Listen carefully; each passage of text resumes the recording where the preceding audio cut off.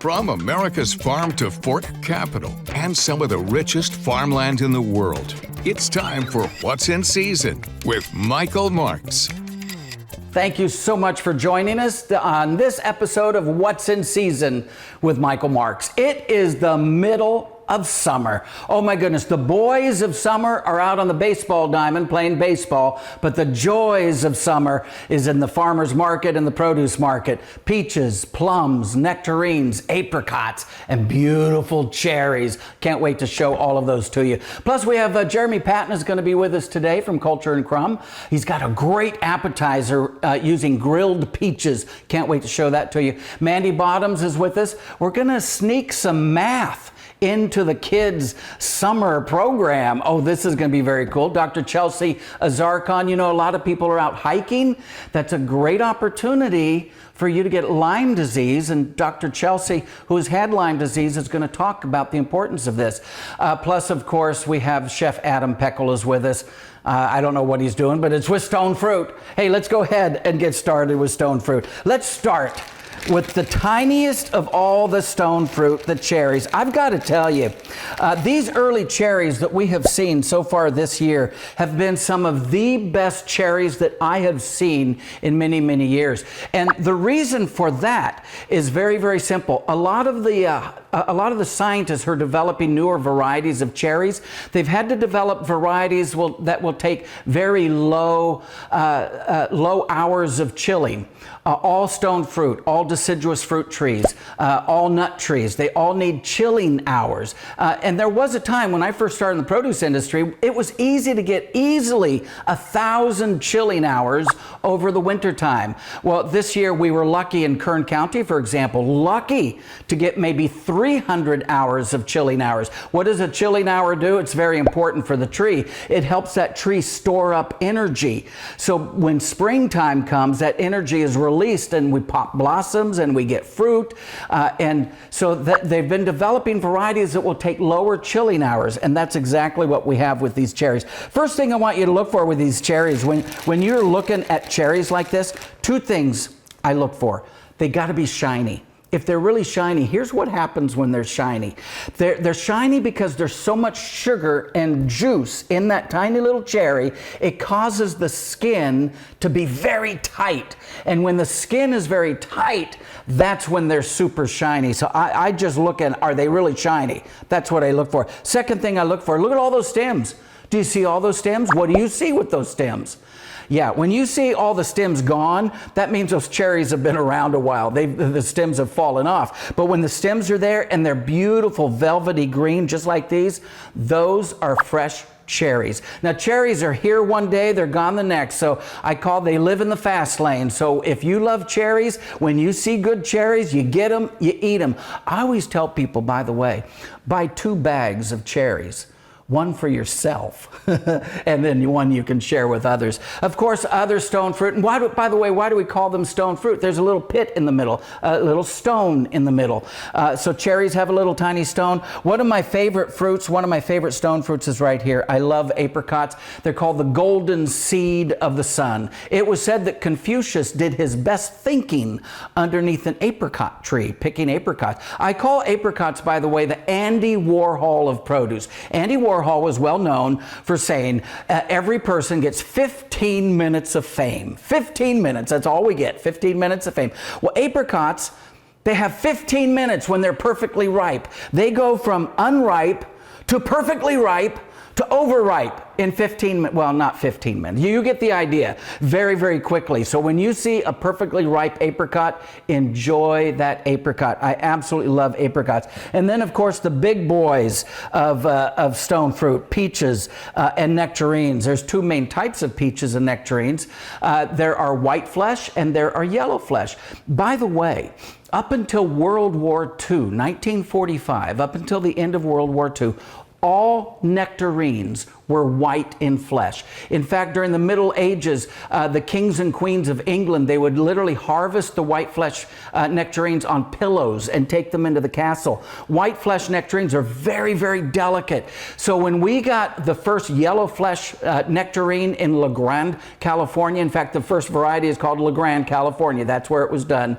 And Fred Anderson was the guy who developed that first yellow flesh. And it changed the nectarine industry, because now here in California, you could pick a nectarine, pack it, and ship it 3,000 miles away to Boston, and it'll still show up really good. So there's white flesh and there's yellow flesh. I really like the white flesh, especially if you're going to cook with them, because they stay nice and firm, and yet they're so sweet. There are about 25 different varieties of peaches and about 25 different varieties of nectarines, and you're probably wondering, why so many varieties? Well, it's very simple. Each variety has their own 1 week to 2 week period where they are ripe and ready to harvest. So if you only had 1 or 2 varieties, we'd only have a month of peaches and nectarines. But because we have 25 varieties, 25 different weeks, we can start in April and go all the way into early October. That's why we have such a long season. Stone fruit. Hey, don't go away. We have Jeremy Patton is going to be with us. A beautiful appetizer using grilled peaches.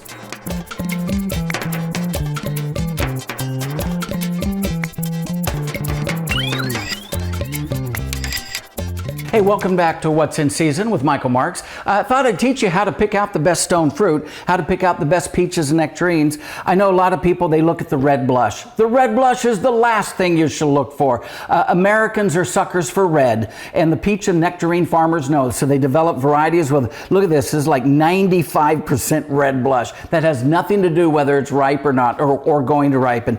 Turn it over and look at what we call the background color. You can usually see that at the stem end. Look at that color behind the red blush. If there's more yellow than green, that peach or nectarine will ripen. Now, where do you ripen your peaches and nectarines? Come on, you all have a shoebox.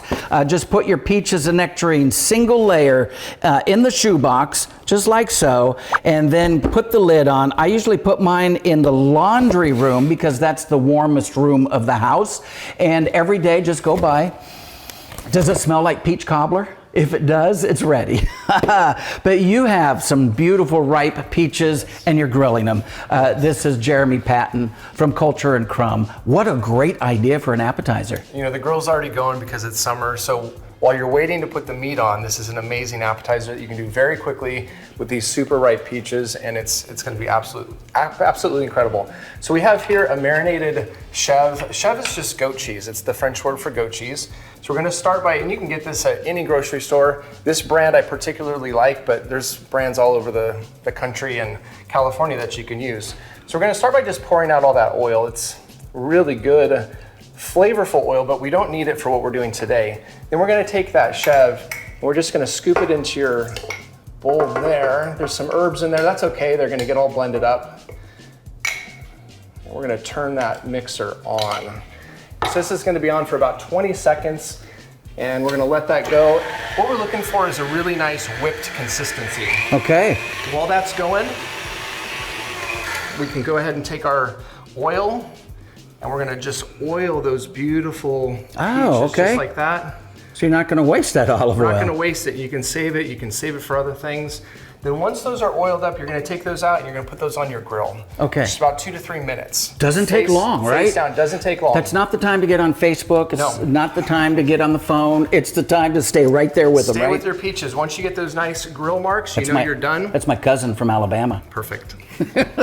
Once you get that, and that's whipped up nice and good, you're going to put it into a piping bag. And I've got some already ready to go. Just find that at your local market. If I don't have one of those, can I use a Ziploc baggie? Just cut the tip off. Cut the corner, Super okay. easy. So then we're going to take those beautiful grilled peaches, take that whipped feta right in there, just nice and pretty like that. Another one right there. Beautiful. And we got another one right there. And then we're just going to top it with some fresh thyme. Just a little bit of thyme right there. Set that out. Can you serve these cold? Can you serve them hot? How can they be right served? Off the grill. You can serve them. You can prepare them ahead of time and serve them cold if you want. Okay. But you're going to get all those beautiful flavors from the rich sweetness of the peach, and that tanginess of the chèvre is gonna just counteract it and be beautiful. And so with the thyme, that's a great appetizer when you're getting ready for the grill. Very, very quick. Tell me a little bit about Culture and Crumbs. Yeah. We have so many new viewers watching us today. Welcome. Culture and Crumb is a family-run charcuterie business. We love bringing innovative, fresh, creative ideas around cheese, salami, and charcuterie to your table. So check us out at cultureandcrumb.com. Thank you so much for joining us. Hey, coming up, Mandy Bottoms is in the house from Ag in the Classroom. We're gonna sneak some math this summer into the kids. Oh, it's gonna be fun. Don't go away.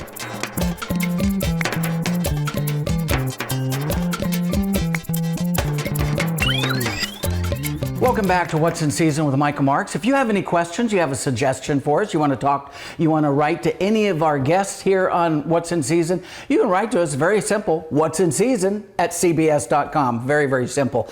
So kids during the summer, they want to play.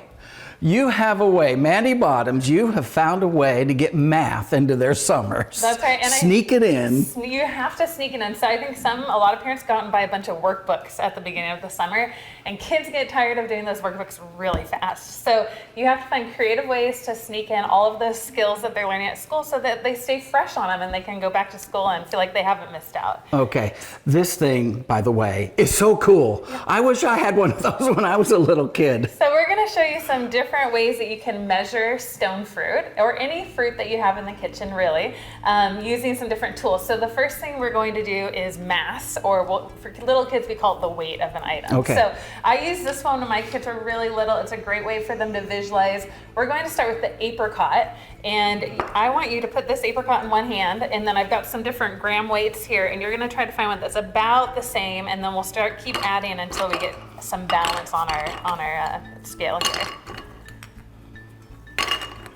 So Maybe? So when students children are doing this, they're doing some estimation too, which is a great skill. So go ahead and try it out. Let's see. In front of all these people, you're gonna make, how well did I do in estimating? Let's So see. there's our apricot. I got a 9 or 7 in there and a 9 in You're there. the produce man, not the math man. So Thank you. Okay. So you can start, and so far we have 16 ounces there. Okay. So these must not be, grams, that's what it is. So that's pretty close. So we're at 18 grams on one side, and we have our apricot balance on the other side. You can repeat this with other fruits, different apricots, and compare them. Make sure the kid's writing everything down. Writing it Be a down. scientist. It's also fun to take 4 different apricots and put them in the line from the heaviest to the lightest, because then they're doing some sequencing and ordering things. So that's one way. If you have older kids, you might just want to use a kitchen scale that you can hopefully turns on. There it goes. And then they can put it on here. They can write it down, and then you can help them find. We probably Says 16. Wow, that was really close, huh? Yeah. Yeah. So you can do some conversions too. So you can find the formula if I wanted to turn this into ounces, or if you want to go ounces to gram, and then they're doing some real math if you got older kids. So Oh, very cool. you can help them do that. The next thing you're going to do is you're going to talk about the different ways you can measure the shape of an object. So one way that we can do it is, I always tell kids the the circumference is like a belt that you put around whatever you're measuring. So I use a string because everybody has this at home. You just hold on to where the two ends meet, and then you can take a ruler. Oh, yes. And we just line it up here. We can see that the circumference was about 8.5 inches. And so that's one way they can measure, and then do the same thing. They can order them, they can do different fruits, and they can measure them that way. Oh, that's fun. Yes. You can also measure the diameter by just looking at it from the top, and you can see, okay, that's about from one side to the other, so it's about 3 inches in diameter. So they can do all the measurements, write them all down. Very, very cool. Okay, and then the last thing we're going to do is talk about volume. Do we do this outside? No, you can do it inside. Okay. Volume is the amount of space something takes up. And so I'm going to use the apricot because it's kind of our middle one. You can do this with cherries too. I've taken just a cylinder and I fill it up to the very top with water. And then we're going to drop it in. And then you can see that some of the water is displaced. So you actually call this a displacement test. I'm going to carefully take this out. Like a little bit of suction there at the bottom. And then the amount of water that was on the bottom is the amount of space that fruit takes up. And so then you can get a reading here. It's about 50 milliliters. Yes.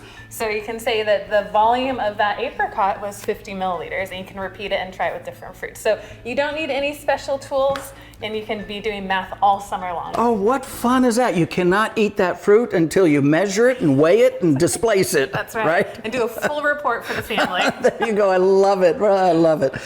Mandy Bottoms, tell us a little bit about Ag in the Classroom. We have so many new viewers with us today. Yeah, Ag in the Classroom is a nonprofit foundation, and what we do is we provide materials that help teachers, parents, grandparents all help their children in their lives learn about where their food and fiber comes from. What a fun way of sneaking math during the summer into your kids. That's very, very cool. Hey, coming up, Chelsea Zarkon is with us, and she's making a house call, and we're going to talk about Lyme disease. Don't go away.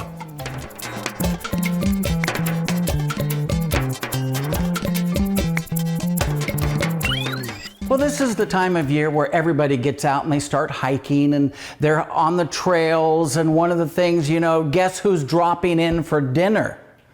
Yeah, ticks. Ticks are dropping in for dinner. Stay on the trails. Dr. Chelsea Zarkon, you have had Lyme disease and you've struggled with that for many, many years. Tell people, first of all, what Lyme disease is. Yeah, so I'm in remission from Lyme disease, so it's a cause near and dear to my heart. Lyme disease is created by a spirochete bacteria infecting the blood through a tick bite. It's called the great mimicker because it can create a lot of non-specific symptoms, so people can go a really long time without getting a diagnosis. So that's actually what happened to me. It took me over 20 years to get an accurate diagnosis, and even working with some of the best hospitals in the country. And I was really sick, like movement was so painful, even turning my head from side to side like this was, at times I couldn't do it. And I have already outlived some of the life expectancies for some of the conditions that I developed as a complication. So people can be really, really sick. And so I just wanted to bring some awareness to that today. Okay, and food and diet has a big role in how you recover from it, right? Yes, absolutely. So today we're going to be talking about some different foods that can be inflammatory for people with chronic pain conditions, not just Lyme disease, but also things like fibromyalgia, autoimmune disease. And we're going to talk about some things we can swap out for those food groups. Of course, not everything I mentioned is perfect for every person in that disease category, but it gives you some options to play around with. Okay, where do we start? So let's start with sugar. So sugar turns on inflammatory pathways in our body. It can actually take our nutrients and make them something that's recognized as a pathogen to the immune system. So obviously we know fruit is a good sub, especially your high antioxidant fruits like berries, or fruits that kind of satiate a little bit more like sugar does, like dates. If you want something a little bit sweeter, I like dark chocolate. It's got a lot of antioxidants in it, and it's easy to find sweetened with alternative sweeteners. So I brought a few alternative sweeteners today, and for those, we don't want to be going with synthetic sweeteners, which can be just as inflammatory as sugar, but there's lots of natural ones to choose from. So we've got your local honey, we've got coconut sugar, we've got pure maple syrup, we've got allulose. I also really like monk fruit, or even some of the sugar alcohols like xylitol and erythritol can be nice for people who can't do sugar. So that's sugar. Okay. Yeah. Gluten, you may have heard of this one. So gluten is a protein in wheat, barley, rye, and through cross-contamination in oats. And basically what gluten does is it degrades our intestinal lining that protects our immune system. And so you can get the immune system triggered, creating inflammation in the rest of the body. Now the good news is there are a lot of gluten-free grains. So we've got things like rice, right? But then you can also make those gluten-free grains into all kinds of products of things that you would love to eat with gluten. So I've got noodles. These are actually from cauliflower and a root. I've got a tortilla, I've got some bread, all of those from gluten-free grains. And then some of my favorite gluten-free flours, sorghum, tiger nut, cassava. So you can get creative with those. Okay. Yeah. Then we have our proteins. So eggs, nuts, dairy. Those are three food groups that are really healthy, but unfortunately can be allergenic for a lot of people with chronic inflammatory conditions. And that makes it really hard to get protein in. And so some of the protein alternatives I actually do like protein powders as a good absorbable form of nutrition for people who can't otherwise get it in. But whey is one you commonly see, and that's a no for people who can't do dairy. So I've got bone broth protein. I love this, really good for healing up the gut. Pea protein, rice protein, some more plant-based protein alternatives. And don't sleep on seeds. So things like pumpkin seeds, sunflower seeds. I have a couple products here. This is a sunflower seed butter, some crackers made from seeds, foods. So a lot of creative ways to get nut and other protein alternatives into your diet. All right, and now we end up over here. Over here, so alcohol. Alcohol turns into a poison in our livers, and so for people who are dealing with inflammatory health conditions, it's an absolute no. I really like kombucha as an alternative. It's got an alcohol content a little bit more similar to vinegar, and it's got a lot of probiotics in it, so some people with inflammatory conditions really tolerate it well. We also have sparkling water, herbal teas, or you can use herbal tinctures and you can mix them and create different types of mocktails. And a lot of times the herbs or tinctures that you pull in can actually be medicinal, so you can still have a fun drink even if you can't do alcohol. Dr. Chelsea, is there hope for people who get Lyme disease? Absolutely, keep fighting, that's mine. Okay, Yeah. and make sure you keep asking the doctors, because a lot of doctors haven't seen it before, Yes. right? So you gotta keep advocating for yourself with the doctors. Absolutely, and if you want to learn about Lyme disease, I have a lot of blogs about how to navigate it on my website, chelseazarcon.com. All right, thanks for making a house call with us, Dr. Chelsea. Hey, coming up, we're gonna have Adam Peckel is in the house. Yes, Chef Adam Peckel. And what are we doing? Stone fruit, of course. Don't go away.